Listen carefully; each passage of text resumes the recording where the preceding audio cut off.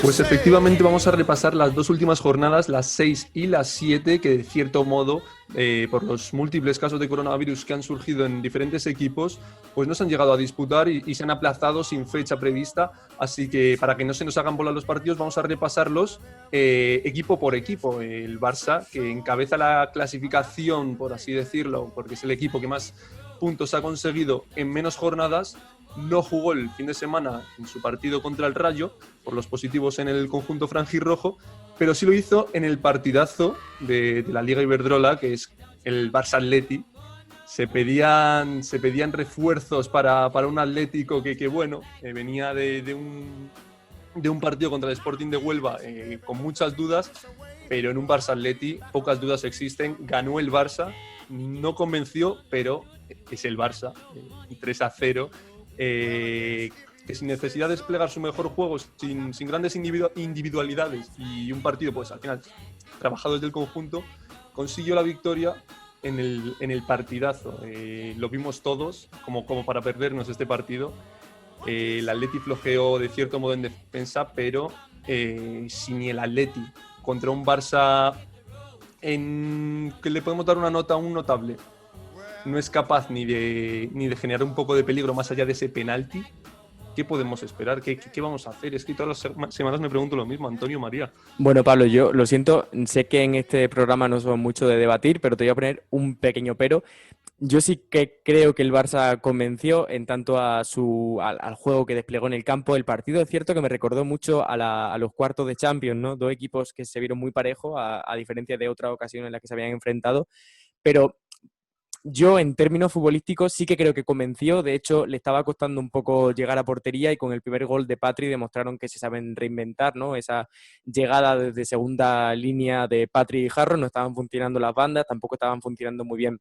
Había muchas imprecisiones en el campo, pero es que al final son dos equipos de la misma talla o de talla similar, del mismo calibre, pero sí que creo que se supo reinventar y que una gran Catacol que nos dejó grandísimas actuaciones, sobre todo con ese penalti detenido a Tony Dugan, pues se está haciendo poquito a poquito un hueco en la portería blaugrana. Sí, encima dejó un detalle, un recorte casi al final del partido en el que deja sentada, no me acuerdo quién era exactamente, pero me Le refería sobre encantan los todo recortes. me refería sobre todo a que los 3 goles del Atleti vinieron Del Barça, del Barça. del Barça, vinieron de errores del Atleti. En el primero de Patri y en el último de Martens. Es verdad que Van Dongen quizá se pasa de frenada y fallan ambos, y el segundo es un penalti por una mano de Tunkara que bueno, al final se resume todo en eso, en 3 fallitos del Atleti que el Barça supo aprovechar, pero un partido muy parejo en el que no se vio desnivelado al final por esa superioridad blaugrana. Pues pasamos directamente a la hazaña que está realizando el Granadilla Tenerife en este inicio de temporada, un líder por sorpresa que va de remontada en remontada. Al final la dinámica tinerfeña es tirar de épica, y en estas 2 últimas jornadas así lo ha hecho contra la Real Sociedad. Pleuler y Poljak remontaron en 4 minutos, el primer gol encima fue en el minuto 82, o sea, en el tramo final del partido. Y más de lo mismo un par de días después contra el Madrid, el miércoles, en el que Aslani iniciaba el contador de los goles desde la pena máxima, pero es que Patri Gavira y Pleuler de nuevo volvieron a remontar el partido para el Granadilla, y en Tenerife, que duermen líderes. Y es que el Granadilla hizo bastante daño en la espalda madridista, con Marijose y Martín Prieto atacando los espacios que dejaban atrás las defensoras madridistas, y así de imprevisible es este Granadilla, tanto que ahí está en ese instinto guerrero que les ha hecho pues dormir hasta el inicio de la próxima jornada en lo más alto de la primera de Iberdrola. Pues efectivamente, ese Granadilla que, bueno, nos sorprende en el buen sentido de la palabra, para nada nos sorprende de una forma negativa, ¿no? Que esté en ese liderato. Se escucha desde aquí la alegría en Tenerife, y de la alegría de Tenerife nos vamos al tercer puesto hasta Madrid. El caso del Atlético de Madrid, bueno, ya hemos comentado el partido ante el Barcelona en el que sí que es cierto, como hemos dicho, que plantearon un buen juego, pero esos fallos defensivos pues fueron demasiado duros. También en la jornada anterior, en la jornada del fin de semana pasado, empataron en casa ante el Sporting de Huelva, que este sí que es un partido que merece más análisis, quizá. Quizá deberíamos hablar mejor del empate del Sporting de Huelva, más que del empate del Atleti, pues es más importante para las onubenses, que consiguieron el primer punto de la temporada en el feudo rojiblanco, que encima es un campo, como ya pueden saber ustedes, muy, muy, muy difícil. El partido, ¿qué podemos decir? Otra cosa que no sea que fue muy, muy, muy igualado, con ocasiones para ambos bandos, unas más claras, otras llegadas más imprecisas. Es cierto que el Atleti casi todas las llegadas a puerta que tuvo fueron desde la frontal, desde fuera del área. Quizá eso mermó un poco la posibilidad de ver puerta. Una buena defensa por parte del Sporting de Huelva, que encima afrontaba su primer partido sin Antonio Toledo y con Jenny Benítez al mando de las blanquiazules. Entendemos que es un punto positivo para las onubenses, que bueno, no se materializaría la jornada entre semana que comentaremos a continuación, pero bueno, aún así es un buen punto fuera de casa en un campo complicado, como decimos. Más mérito que de mérito de este Sporting de Huelva. Y pasamos al Athletic, que no jugó el primer partido, pero es el segundo, ¿no, María? Sí, porque como bien ha dicho Antonio, viajábamos a la capital, pero ahora cogemos otro avión para el norte, que es para el Athletic, después de no jugar el fin de semana porque aplazaron el partido contra el Español por varios positivos en el equipo barcelonés. El Athletic sufrió su primera derrota de la temporada ayer contra el Levante, 0-2 con una derrota en casa. Por la otra cara, en cambio, tenemos al Levante con una victoria después de 3 jornadas y fuera de casa, que como siempre se dice, vale el doble. Y los dos equipos tuvieron muchas oportunidades, algunas de ellas que no llegaron a buen puerto y otras que las sacaron las propias porteras, pero el Levante tuvo más suerte en sus 2 goles y los dos llegaron a la segunda parte, el primero de ellos en el 63 con un gol que dejó ojiplática a Andrea, que no se lo esperaba, que llegó de las botas de Andonova, y el segundo con más mala suerte con un gol en propia de la defensa del Atleti, Naroa Uriarte, en un intento de despejar el balón. Pues ya que nos hemos encaprichado con volar y que nos gusta tanto la capital, Esto parece un air hopping, ¿eh? O sea, Sí, volvemos a Madrid, ¿no? vamos a coger más vuelos charter hoy que vaya. por eDreams. Volvemos Espacio a no Madrid patrocinado. para Bueno, comentar venga. que el Madrid empezaba ganando a Eibar esta jornada que nos hemos inventado, esta jornada larga, vamos a llamarla aquí en Convocadas. Empezaba la jornada larga pues ganando a Eibar, sumando su tercera victoria consecutiva. El Madrid de Aslani, que podemos empezar a llamar ya porque marcó 2 goles. Contra el Granadilla marcaría otro.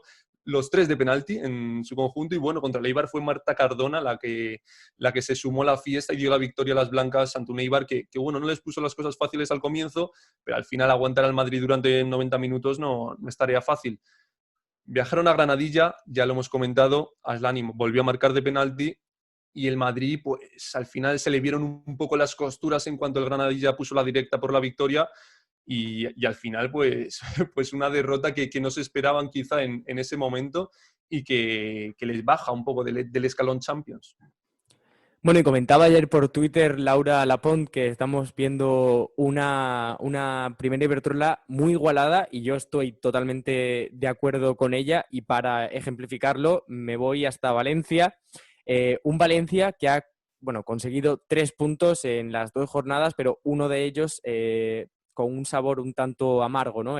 La derrota ante el Betis. Empezamos por la semana pasada, el fin de semana, el sábado 7 de noviembre, victoria ante el Santa Teresa en casa, en el Antonio Puchades, por 5-0.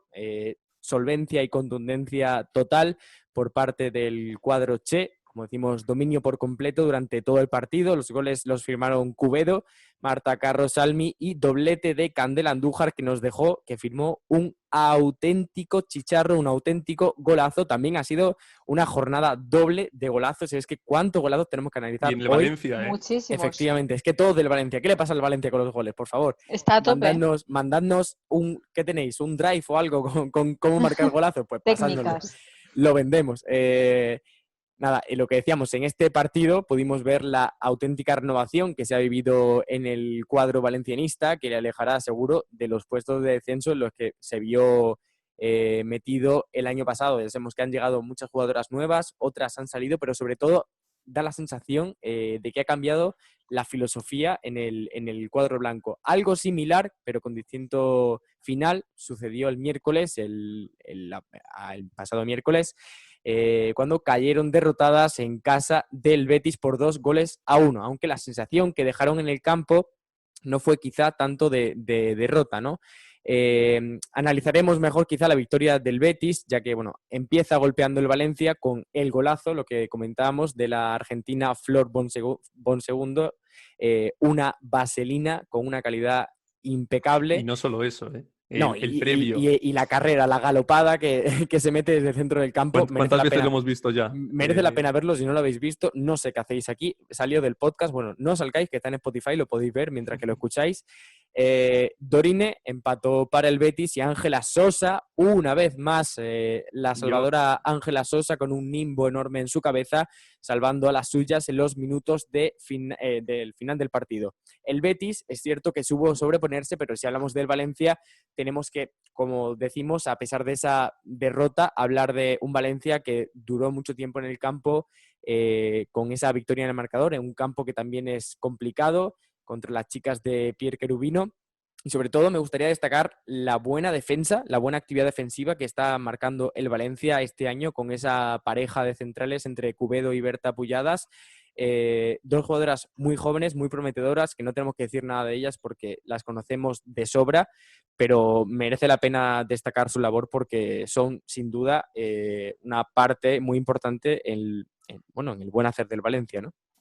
Y directamente nos vamos, esto sí, nos vamos vía conexión telemática vamos a analizar la Real Sociedad y va a ser nuestra compañera Silvia la que nos ponga los puntos sobre las IES en este caso. Y seguimos comentando esta jornada de la Primera Iberdrola, nos marchamos a las Gaunas para revivir el EDF Logroño 0, Real Sociedad 2, partido que se decidió en menos de 10 minutos en el último tramo del encuentro, gracias a un doblete de la finlandesa ex del Fortuna Hoggin, Franci, que marcó en el 70 y en el 79, y también doblete, pero no de goles, sino de asistencias, de Naikari, que ya volvió a los terrenos de juego y que nos encanta su vuelta.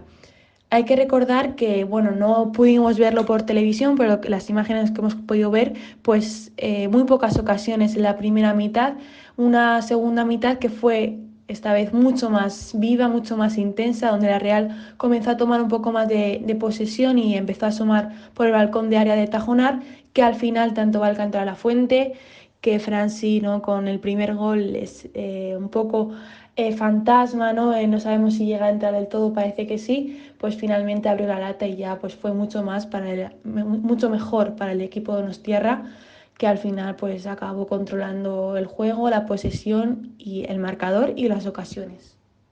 Y pasamos a hablar de un equipo que empezó muy bien, el Madrid Club de Fútbol Femenino, que es una situación similar al resto de equipos que han tenido casos de COVID en la plantilla.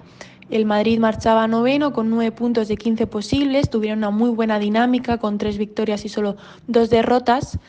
Y sus partidos habían estado muy igualados porque siempre se habían decantado por la mínima, excepto ese último encuentro contra el Athletic, un equipo muy diferente al del año pasado, sobre todo antes de ese mercado invernal que tanto nos sorprendió y que dio sus frutos, y que también ha dado sus frutos el mercado de verano de este año, porque hay que destacar a Priscila Borja, ya lo hemos dicho, a la artífice del gol de este Madrid, que lleva ya 2 tantos, que con esos 2 tantos le otorgó la victoria contra el Eibar y contra la Real Sociedad, y una Priscila Borja que, pese a ser una veterana de la Primera Iberdrola, le está dando muchos puntos al Madrid. Pues como siempre, acertada Silvia en sus análisis. Y yo también me cojo un bocata, esta vez desde Madrid, y me voy en AVE a Sevilla y pasamos a hablar del equipo de la capital, el del cual no podemos hablar de un partido entre semana porque ha sido aplazado por 3 casos en el Eibar. Pero vamos a hablar del que nos interesa, que es el partido del sábado, del día 8 contra el Depor, en la Ciudad Deportiva de Abegondo, en el cual consiguió una victoria muy valiosa por 1-2. El partido empezó de cara para el Sevilla, ya venía de ganar la jornada anterior, al contrario del Depor, que no conoce aún la victoria esta temporada, pero eso lo comentaré más tarde. Y después de todas las ocasiones que tuvo el equipo andaluz, finalmente Coleman en el 52 sorprendió a Esther en portería y a Ainhoa Campo, que la defensa intentó despejar el balón, pero con mala suerte, porque al final no acabó bien y marcó el primer tanto para su equipo Coleman. y finalmente en un córner que sacó Rosalía Muiño, aprovechó de cabeza a Stephanie Blanco para empatar, algo que les dio ilusión al equipo local de raspar algún punto esta jornada y conseguir el primer punto de esta temporada. Pero en el añadido del partido, Raquel Pinel despejó toda esperanza, dando los 3 puntos a su equipo en la jornada 6. Y no me enrollo más y pasamos con el Levante. Y ya hemos hablado antes de su victoria contra el Atleti y el Lezama de ayer y no hay mucho más que comentar, solo que quiero añadir que el Levante llevaba sin jugar desde el 17 de octubre por todos estos partidos aplazados que, como hemos comentado al principio y ha dicho Pablo, en esta liga típica, porque el Levante ha tenido y ha sufrido el aplazamiento de 3 partidos por los positivos en su equipo y existe mucha incertidumbre por todos estos partidos en esta temporada de cuándo los van a jugar, y en casos como el Levante o el Madrid, que ya suman 3 partidos sin jugar. Pero bueno, veremos a ver, hemos visto la victoria esta semana fuera de casa, veremos a ver qué le depara en casa contra el Deportivo este sábado 14 y poco más que comentar. Bueno, pues si tienes poquito más que comentar, yo voy con Tembi Gol, el nuevo cántico, el nuevo hit de estas Navidades. No hay villancicos, estas Navidades Tembi Catlana entrará en sus casas para meter golazos. ¿Cómo me gusta Tembi Catlana? ¿Cómo me gusta Le abrimos la puerta. Por favor, Tembi Catalana, si de alguna forma te llega esto, ven a hablar con nosotros que eres bien recibida siempre. Te queremos. El Eibar, hemos hablado ya de la jornada del pasado fin de semana, en la que cayeron derrotadas en casa frente a un todopoderoso Real Madrid. Ya decimos que el Madrid este año va a ser uno de los de esos equipos con los que nadie quiere jugar. Y el partido intersemanal fue aplazado contra el Sevilla por 3 casos positivos de coronavirus en el Eibar, y según dicta el protocolo, pues no puede jugar el equipo hasta por lo menos 7 días siguientes, si no me equivoco. Por lo tanto, tampoco jugará la próxima jornada contra el Barça. Poco tenemos entonces que decir, más que lo mismo que hablamos cada semana. Vaya 2 papelazos están haciendo los 2 equipos ascendidos, y es que las chicas de Iker Dorronsoro están haciendo un trabajazo que se nota semana tras semana en el campo, quitando estos parones, pero es un equipo que se ve muy sólido sobre el terreno de juego y con las ideas muy claras, que sorprende, ¿no?, positivamente otra vez por ser un equipo ascendido. Sin enrollarnos más con el Eibar, vamos con otro de los ascendidos, y ya saben que a mí lo siento mucho, sé que no hay que tener favoritismo, pero por mi tierrita me gusta más. Nos vamos hasta Badajoz. Voy barriendo hasta Badajoz, voy en tren hasta Badajoz, voy en AVE. Bonito, ojo el cartel que sacaron contra el Español, ¿eh? Y nos vamos, se efectivamente mucho ese apartado comunicativo. Es que en Extremadura somos unos cracks con los carteles, ¿eh? Deberíais buscar. Mira, luego os paso una lista, porque es que no sabéis vosotros cómo se nos dan allí los carteles. Vamos a sumar un mini punto a tu favor, expertos en cuanto marketing. A esto. Como decíamos, la jornada del fin de semana cayeron derrotadas el sábado contra el Valencia en el Antonio Puchades.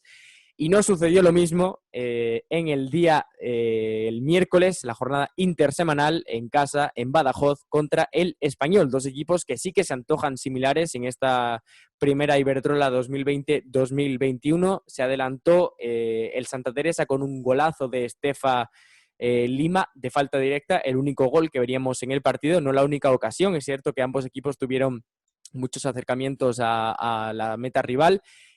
Sin mucha claridad, es cierto, el resto de acercamientos. Se vieron 2 equipos muy, muy parejos en el campo, y un Español que sí que además se analizó después del partido que quizás estaba repitiendo comportamientos técnicos y tácticos de la temporada pasada, pero hablamos de las extremeñas, que siguen en el buen camino, supieron redimirse de su error ante el Valencia.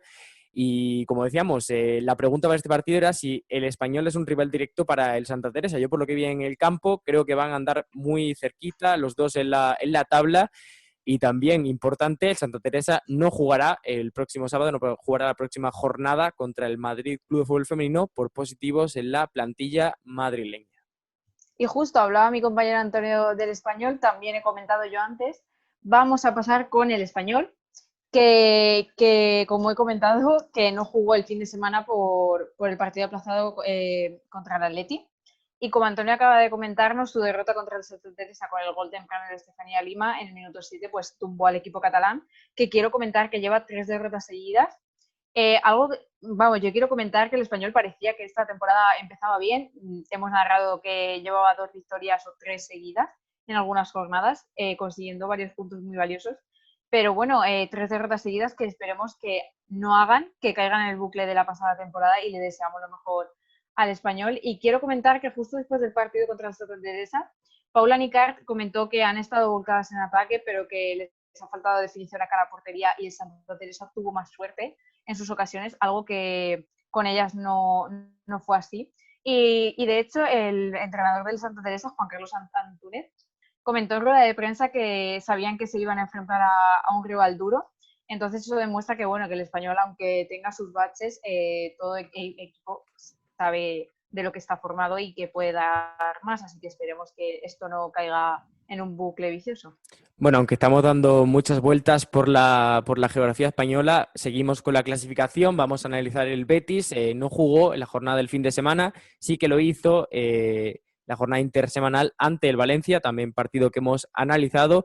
Grandes actuaciones de Rosa Márquez, de Ángela Sosa, que consiguió darle al Betis el gol de la victoria. Cómo le ha venido de bien al Betis el fichaje de Ángela Sosa. Sabemos que no estamos diciendo nada nuevo, sabemos que esto ya se sabía, pero quizá no se sabía en la dimensión en la que está sucediendo, y tal vez Ángela Sosa esté eclipsando, no sé qué opinaréis, compañeros, aunque se nos va el tiempo, pero tal vez Ángela Sosa esté eclipsando involuntariamente, por supuesto, los otros fichajes que han llegado a las filas del Betis en este mercado estival. Pero bueno, como decimos, ya hemos hablado mucho del Betis, así que Pablo, si quieres irte hasta La Rioja, todo tuyo. Pues como dices, nos vamos a La Rioja, donde tampoco se jugó el fin de semana, pero sí lo hizo contra la Real Sociedad, ya lo hemos comentado. Como punto negativo desde Logroño, faltó contundencia en los 2 balones que Naikari pone para el doblete de Franci. Y bueno, destacar sobre todo las palabras que comentó Gerardo García en la rueda de prensa posterior. El equipo tiene que dar un paso adelante para mejorar aquello que no están haciendo bien, pero sobre todo recalcó que tienen que hacer piña. Brevemente, esto ha sido lo que acontece al Logroño, así que Silvia, espero que hayas disfrutado del bocadillo, pero coméntame Sporting de Huelva y Rayo Vallecano, ¿qué ha pasado con estos 2 equipos? Y seguimos comentando la zona roja de esta clasificación de la Primera Iberdrola. Hablamos del Sporting de Huelva, equipo que solo ha conseguido un único punto en los 5 partidos que ya ha jugado, y ha sido la última jornada contra el Atlético de Madrid, que podría ser el partido más complicado. Y es sorprendente, un dato que voy a ofrecer, que solo lleva un gol a favor y 13 en contra, o sea, en 5 partidos un gol a favor. Peligra esa escasez de goles en la delantera onubense. Es cierto que se han enfrentado a equipos peligrosos y difíciles como el Barça o el Atlético de Madrid, pero es que también han recibido una importante goleada, como fue la del Sevilla en territorio hispalense. 4-0 le enlosó el Sevilla.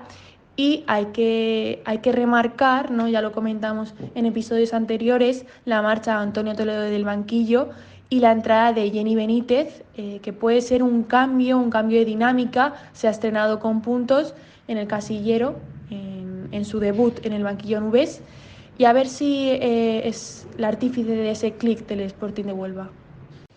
Y nos trasladamos a la capital para hablar del Rayo Vallecano, que, como ya hemos comentado con ese partido de Granadilla, solo 2 partidos jugados, 2 derrotas, la última muy complicada por perder en casa en esa última jugada. Y uno de los equipos que tienen esos casos de COVID, y a lo que se suma a 2 partidos aplazados con todo el lío que tuvieron en verano, que comenzaron un mes más tarde o más de un mes la pretemporada.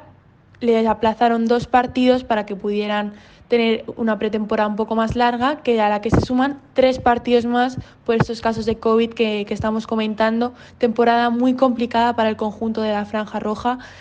Veremos qué pasa, porque va a estar luchando ahí por mantener la categoría. Yo espero y deseo que finalmente el Rayito pueda quedarse, pero lo va a pasar muy mal. Ha perdido importantes jugadoras como puede ser Oriana Altuve. Es verdad que se ha reforzado, pero con joven talento, y hay que ver cómo responden esas joyas.